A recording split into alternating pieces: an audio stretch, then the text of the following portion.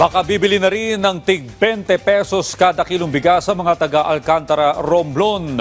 Yan ang ulat ni Paul Jason Foss ng Philippine Information Agency, Romblon. Inilunsad sa bayan ng Alcantara, Romblon ang benteng bigas mayroon na program ng Department of Agriculture at ni Pangulong Ferdinand Bongbong Marcos Jr. na layong makapagbigay ng abot kayang bigas sa mga mahihirap na pamilya.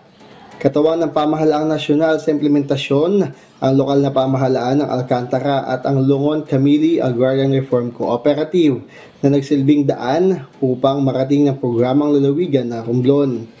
Ayon sa kooperatiba, 300 sako ng bigas na may tig 50 kilo bawat isa ang paunang ipinadala ng Department of Agriculture para ibenta sa mga residente ng bayan.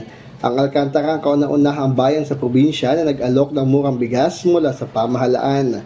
Lubos naman ang pasasalamat ng mga senior citizens, PWDs, solo parents at mga benepisyaryo ng 4Ps sa programang ito na nakapagbibigay ginhawa sa gitna ng patuloy na pagtaas ng presyo ng bilihin. Papasalamat po kami kay PBM na inabot niya dito sa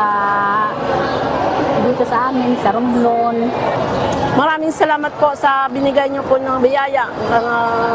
Ito ay mayroon na kami isaing.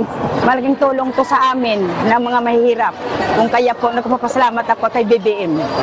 Sa buong Mimaropa Region, may 16 na regular sites na nagbebenta ng murang bigas, kabilang na ang bagong site sa Romblon. Aabot na sa 700 toneladang bigas ang naibenta simula ng ilunsad ang programa na nakinabang ang halos 42,000 na kabahayan sa buong rehiyon. Para sa Integrated State Media, Paul Jason Foss, nag-uulat mula sa Philippine Information Agency, Mimaropa.